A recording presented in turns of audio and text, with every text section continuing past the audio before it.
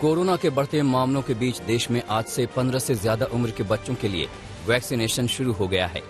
15 से 18 साल के बच्चों के टीकाकरण के लिए रजिस्ट्रेशन करवाना जरूरी है। बच्चों के वैक्सीनेशन के लिए कोविन पर रजिस्ट्रेशन करा सकते हैं। आज से शुरू हो रहे बच्चों के वैक्सीनेशन के लिए राजधानी दिल्ली में 159 सेंटर बनाए गए हैं। वैक्सीनेशन आईडी प्रूफ के लिए स्कूल के आईडी कार्ड भी मान्य होंगे। राजधानी दिल्ली में कोरोना संक्रमण के मामलों में तेजी से इजाफा हो रहा है। दिल्ली में एक दिन में कोरोना संक्रमितों की संख्या 3000 के पार पहुंच गई। बीते 24 घंटे में दिल्ली में कोरोना के 3194 नए केस सामने आए और एक शख्स की मौत हो गई। दिल्ली में कोरोना संक्रमण की दर भी लगातार बढ़ रही है। यहां संक्रमण दर बढ़कर 4.59% तक पहुंच गई है। दिल्ली में अब कोरोना के 8397 एक्टिव केस हैं।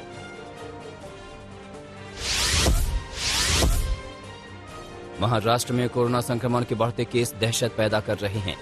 एक दिन में महाराष्ट्र में कोरोना के नए मरीजों की संख्या 11,000 के पार पहुंच गई। महाराष्ट्र में रविवार को कोरोना के 11,877 नए केस सामने आए। इस बीच महाराष्ट्र में ओमिक्रॉन वेरिएंट भी तेजी से पैर पसार रहा है। रविवार को यहां ओमिक्रॉन के 50 नए मामलों की भी पुष्टि हुई है। अब तक महाराष्ट्र में ओमिक्रॉन वेरिएंट के 510 केस मिल चुके हैं। मुंबई में कोरोना बेहद तेजी से पैर पसार रहा है। एक दिन में मुंबई में कोरोना संक्रमण के 8,063 नए मरीज मिले। इससे पहले शनिवार को मुंबई में 6,347 केस आए थे। यानी शनिवार को तुलना में रविवार को मुंबई में 1700 से ज्यादा कोरोना मरीज मिले।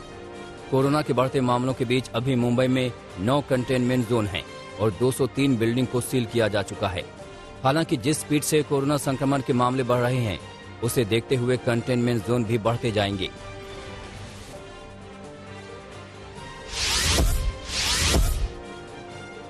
पश्चिम बंगाल में कोरोना संक्रमण रिकॉर्ड तेजी से बढ़ रहा है। पश्चिम बंगाल में एक दिन में कोरोना के 6,153 नए मामले सामने आए, जिसमें से 3,194 मामले राजधानी कोलकाता में मिले। इससे पहले शनिवार को पश्चिम बंगाल में कोरोना के 4,512 केस मिले थे। प्रदेश में कोरोना संक्रमण की दर बढ़कर 15% तक पहुंच गई है। कोरोना और ओमिक्रॉन के बढ़ते मामलों को देखते हुए पश्चिम बंगाल सरकार ने कड़े कदम उठाने शुरू कर दिए हैं। आज 3 जनवरी से पश्चिम बंगाल में स्कूल, कॉलेज और विश्वविद्यालय को बंद करने का निर्णय लिया गया है। इसके अलावा shopping mall, market complex, restaurant, bar और प्राइवेट संस्थानों में भी 50% क्षमता के साथ लोग काम करेंगे। राज्य में swimming pool, spa, salon, picnic और टूरिस्ट स्पॉट के साथ साथ मनोरंजन पार्क भी बंद कर दिए गए हैं। लोकल ट्रेन अब शाम 7 बजे तक ही चलेगी। शादी में 50 और अंतिम यात्रा में 20 लोगों से ज्यादा को अनुमति नहीं होगी। उत्तराखंड में कोरोना संक्रमण के नए 259 मामले सामने आने के बाद एक्टिव केस 500 के पार पहुंच गए हैं। उधर नैनीताल के सुयालबाड़ी स्थित जवाहर नवोदय विद्यालय के 85 बच्चे कोरोना पॉजिटिव पाए जाने के बाद हड़कंप मच गया। बीते 30 दिसंबर को जवाहर नवोदय विद्यालय के प्रिंसिपल समेत 8 बच्चे कोरोना से संक्रमित पाए गए थे, जिसके बाद विद्यालय में 488 बच्चों के सैंपल लिए गए, जिसमें 85 बच्चे कोरोना पॉजिटिव पाए गए। कोरोना पॉजिटिव छात्र छात्राओं को अलग अलग हॉस्टल में आइसोलेट किया गया है। दक्षिण भारत के राज्यों में भी कोरोना संक्रमण रफ्तार पकड़ रहा है। बीते 24 घंटे में कर्नाटक में कोरोना के 1,187 नए केस आए और 6 लोगों की मौत हो गई। कर्नाटक में पॉजिटिविटी रेट में भी इजाफा हुआ है। साथ ही एक्टिव केस बढ़कर 10,000 के पार पहुंच गए हैं। वहीं तमिलनाडु में एक दिन में 1,594 नए कोरोना केस आए, जबकि कोरोना संक्रमण के चलते तमिलनाडु में 6 लोगों की मौत हो गई।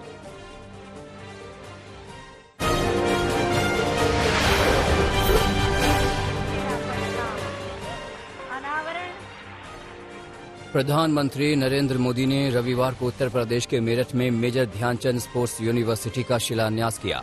इस दौरान पीएम मोदी ने पिछली अखिलेश सरकार पर करारा वार किया। खेल यूनिवर्सिटी का शिलान्यास करने के बाद प्रधानमंत्री मोदी ने कहा कि यूपी में पहले की सरकारों में अपराध के खेल खेले जाते थे। माफिया अपना खेल खेलते थे। पहले यहाँ अवैध कब्जे के टूर्नामेंट होते थे। बेटियों पर फप्तियां कसने वाले खुलेआम घूमते थे। अब योगी जी की सरकार उन अपराधियों के साथ जेल जेल खेल रही है। अब योगी जी की सरकार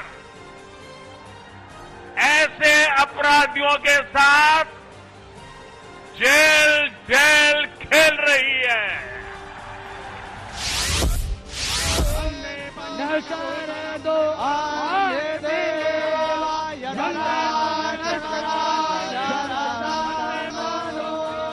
यूपी में चुनाव से पहले हर पार्टी ब्राह्मण मतदाताओं को लुभाने की कोशिश में है। इसी कड़ी में समाजवादी पार्टी के अध्यक्ष अखिलेश यादव ने लखनऊ में भगवान परशुराम की मूर्ति का अनावरण किया।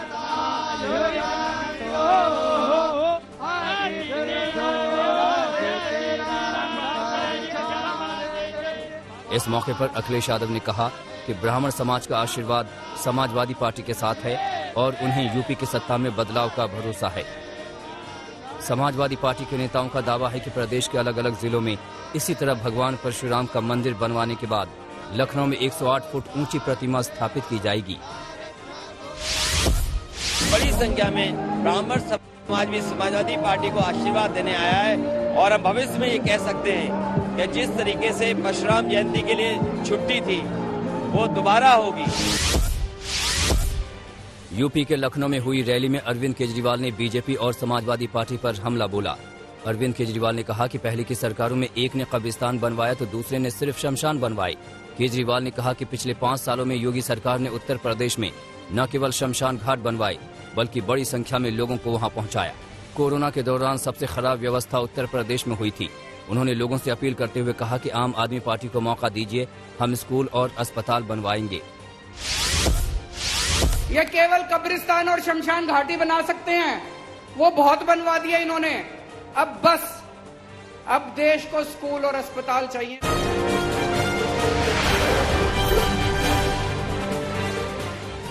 उत्तर प्रदेश के बस्ती में एक खेत में नाबालिग का शव मिलने से हड़कंप मच गया। मामला वोल्टरगंज थाना क्षेत्र का है। पुलिस के मुताबिक लड़की के शरीर पर कपड़े नहीं थे, साथ ही उसके शरीर पर धारदार हथियार के 4 वार किए गए थे। पुलिस के मुताबिक लड़की की हत्या चाकू से की गई। परिजनों की माने तो 1 जनवरी को लड़की का जन्मदिन था और किसी को केक खिलाने के लिए वो घर से निकली थी, मगर अगले दिन उसका शव मिला। परिजनों की तहरीर के हिसाब से 2 लोगों के खिलाफ केस दर्ज कर लिया गया है और पुलिस आगे की तफ्तीश कर रही है। उत्तर प्रदेश के मुरादाबाद में पुलिस ने 10 लाख की चोरी का खुलासा कर दिया है। मामला ठाकुर द्वारा थाना क्षेत्र का है। 8 दिसंबर को 4 आरोपियों ने यहां एक मोबाइल शॉप से मोबाइल और बाकी के 10 लाख के सामान पर हाथ साफ कर दिया था, मगर पुलिस की लगातार मुस्तैदी से आरोपी पकड़े गए। पुलिस ने पकड़े गए 4 आरोपियों से चोरी किया हुआ सामान बरामद कर लिया है और आगे की कार्रवाई कर रही है।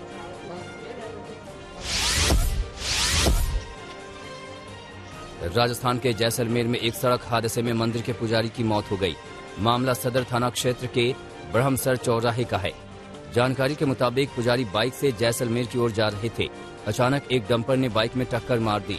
हादसे में पुजारी ने मौके पर ही दम तोड़ दिया, जबकि डंपर का ड्राइवर डंपर छोड़कर भाग गया। हादसे में मौत के बाद स्थानीय लोगों ने जमकर हंगामा किया। पुलिस डंपर के ड्राइवर की तलाश कर रही है। उत्तराखंड के विकासनगर में रुई के गोदाम में भीषण आग लग गई। ये दहकते हुए शोले किसी के दिल में भी खौफ पैदा कर सकते हैं। ये रुई का गोदाम कैनाल रोड पर था। बताया जा रहा है कि आग इतनी तेजी से फैली कि गोदाम में काम करने वाले मजदूर किसी तरह से अपनी जान बचाने में सफल रहे। जानकारी के मुताबिक गोदाम में लाखों का सामान खाक हो गया है। घंटों की मशक्कत के बाद आग पर काबू पाया गया। बिहार के गोपालगंज में पुलिस को बड़ी सफलता मिली है। पुलिस ने यहां अलग अलग जनपदों और उत्तर प्रदेश के रहने वाले गिरोह के 11 आरोपियों को गिरफ्तार किया है, जिन पर लूट की वारदात को अंजाम देने का आरोप है। पुलिस के मुताबिक पकड़े गए आरोपियों के पास से 2 पिस्तौल, 2 देसी कट्टा, 8 जिंदा कारतूस, 6 मोबाइल बरामद हुए हैं। पुलिस जांच कर रही है कि आरोपियों ने कब कब और कहां-कहां कितनी लूट को अंजाम दिया है।